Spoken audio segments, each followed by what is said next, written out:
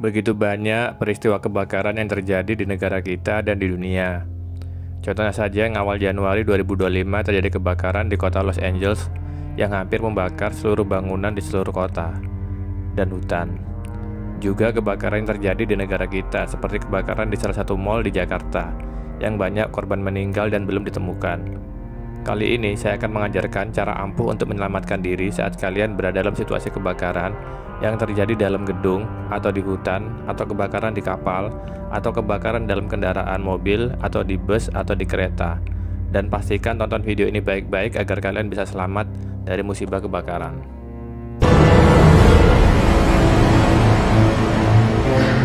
Saya akan mengajarkan kepada kalian teori penting terciptanya api. Teori ini disebut sebagai segitiga api, yang mana api terbentuk karena adanya kombinasi dari tiga hal, yaitu sumber panas, bahan bakar, dan oksigen.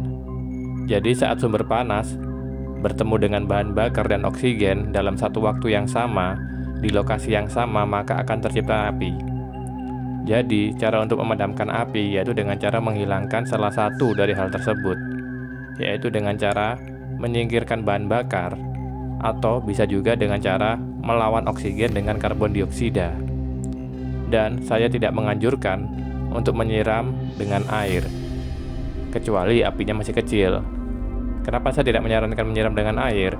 Karena air mengandung unsur oksigen yang akan menambah kekuatan api menjadi lebih besar. Sampai sini paham ya? Setelah kalian paham teori terciptanya api, maka saya lanjutkan ke tahap selanjutnya, yaitu cara untuk meloloskan diri saat terjadi kebakaran. Pada dasarnya, kebakaran itu terjadi pada dua tempat, yaitu kebakaran di tempat terbuka dan kebakaran di tempat tertutup. Contoh kebakaran di tempat terbuka itu seperti kebakaran hutan, sedangkan contoh kebakaran di tempat tertutup itu seperti kebakaran gedung, kebakaran kapal, kebakaran mobil, kebakaran kereta, dan kebakaran bus. Nah, cara untuk menyelamatkan diri dari kebakaran yaitu dengan cara yang pertama, kenali dulu kekuatan api. Apakah apinya kecil atau besar? Kalau api masih kecil, bisa disiram dengan air atau membasahi kain dengan air. Jika api terlalu besar, maka segera cari jalan keluar untuk menjauh pergi dari lokasi kebakaran. Jika kebakaran terjadi di hutan, maka segera pergi dari hutan dan hubungi petugas pemadam kebakaran atau petugas kepolisian. Jika kebakaran di dalam ruangan tertutup, maka segera cari jalan keluar ke tempat terbuka yang jauh dari sumber api. Langkah yang kedua, segera tinggalkan ruangan. Jangan bawa harta materi dan jangan berlindung di kamar mandi, karena ini kesalahan fatal yang banyak orang lakukan. Seperti yang telah saya jelaskan mengenai teori segitiga api, bahwa api bisa terbentuk karena ada oksigen, sedangkan air mengandung oksigen. Jadi, berlindung di kamar mandi tidak bisa menolong Anda selamat dari kebakaran.